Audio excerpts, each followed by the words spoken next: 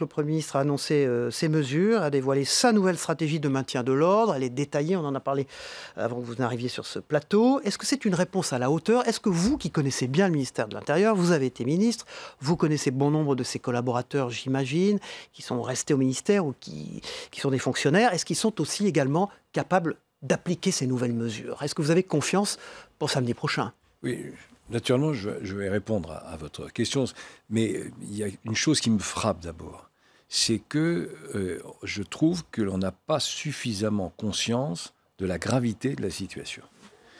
Puisque ce que nous avons vécu depuis 18 semaines est totalement inédit sous la Ve République. Qui n'a pas conscience de la gravité de la situation? Peut-être les médias, peut-être l'opinion publique, peut-être les responsables publics, car ce que l'on doit retenir, c'est que jamais sous la Ve République, nous n'avons connu une aussi longue période de désordre. 18 semaines, ça ne s'est jamais vu, avec saccage, avec pillage et avec casseurs. Donc ça, c'est le premier élément. Il y a un deuxième élément sur les mesures. C'est que, moi je pense, ce matin, ayant exercé ces responsabilités, aux policiers, aux gendarmes, vous vous souvenez que le gouvernement avait annoncé la mobilisation, selon certains samedis, de 80 000 policiers et gendarmes, et je pense à eux parce que cela fait donc des semaines qu'ils sont mobilisés, des semaines qu'ils font des heures extrêmement difficiles, des semaines où ils doivent s'interroger sur comment tout ceci sera indemnisé, tout ceci sera rémunéré, et des semaines qu'ils comptent le nombre de blessés, et qui aujourd'hui, comme vous le savez, dépasse 1300. 1300 policiers, gendarmes, pompiers qui ont été blessés. Donc c'est d'abord à cela que je pense, et il faut avoir la lucidité de cette situation. Alors maintenant, qu'il y ait des mesures qui soient engagées, c'est bien, mais c'est tard et sans doute flou. J'ai été stupéfait d'entendre le président de la République samedi soir réclamer des décisions fortes. Mais il a fallu attendre donc 18 samedis pour que le président de la République comprenne qu'il fallait des décisions fortes.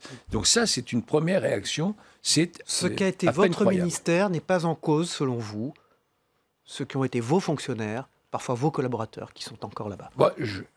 Je ne suis pas naturellement dans le secret du bureau du ministre de l'Intérieur actuel. Bon, d'ailleurs, je le dis, c'est pas parce que je suis dans l'opposition que je vais expliquer que tout ce qui est fait est mauvais, que tous les responsables sont nuls.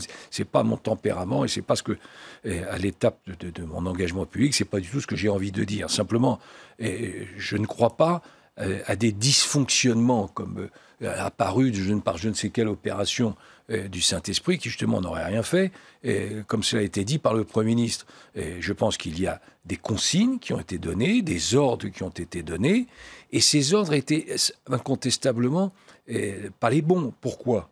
Je vous donne un exemple simple. On nous dit qu'il fallait éviter naturellement qu'il y ait des blessés, voire plus graves encore. Donc ça veut dire pas de contact physique. En réalité, c'est la doctrine qui a été mise en place, vous le savez, vous l'avez d'ailleurs expliqué, c'est la doctrine qui a été mise en place depuis les lois de Vaquet. À l'époque, c'était Philippe Massony, qui a d'ailleurs été préfet de police, et aussi un policier, Jean-Marc Berlioz, qui avait, avec d'autres, qui avait établi cette doctrine. Donc, pas de contact physique. Mais s'il n'y a pas de contact physique, donc il faut tenir à distance les manifestants.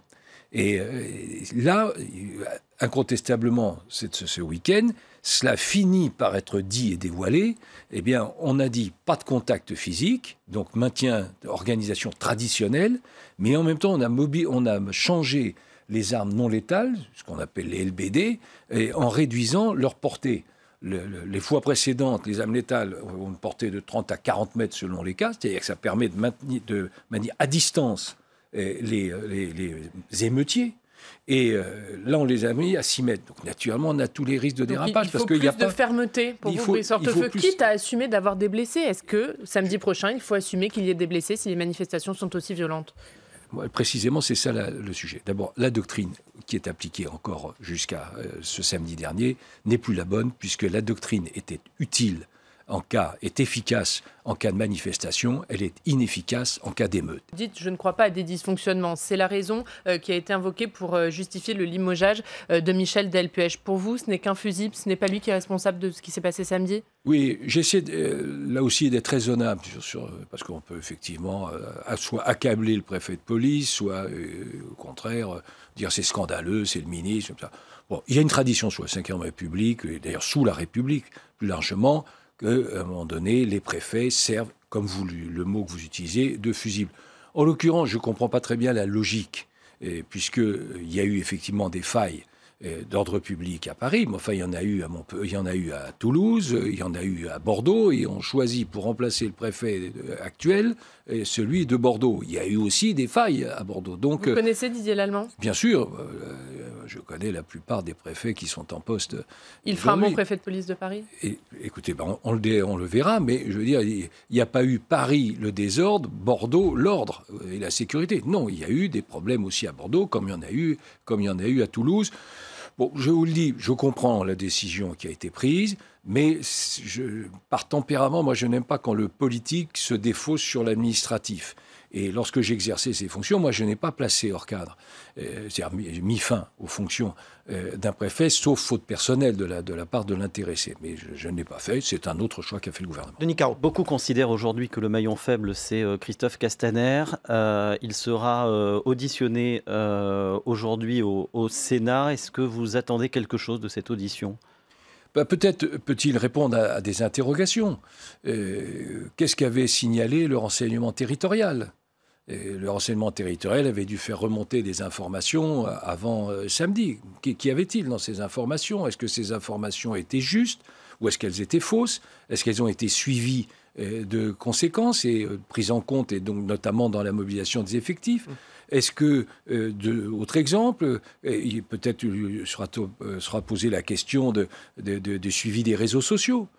On sait que, bien sûr, les Black Blocs, tout ça, ne vont pas sur les réseaux sociaux, mais enfin, il y a malgré tout un certain nombre de situations dans lesquelles il y a des expressions qui apparaissent sur ces réseaux. Est-ce qu'il y a eu un suivi ?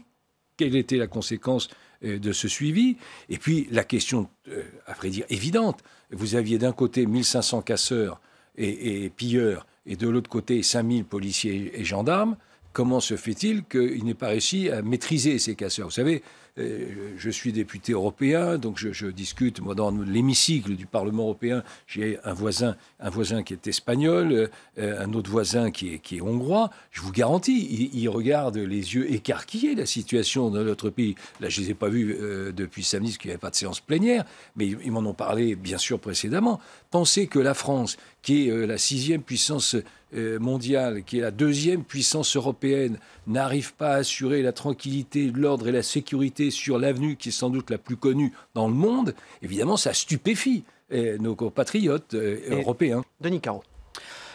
Pour les européennes, les Républicains partent avec une liste rajeunie, une tête de liste nouvelle. Est-ce que le choix de François-Xavier Bellamy est le bon ? On voit qu'il remonte plutôt dans les sondages. Est-ce que c'est une réussite de Laurent Wauquiez ? Oui, en tout cas, c'est à mettre au crédit de Laurent Wauquiez, puisqu'il avait observé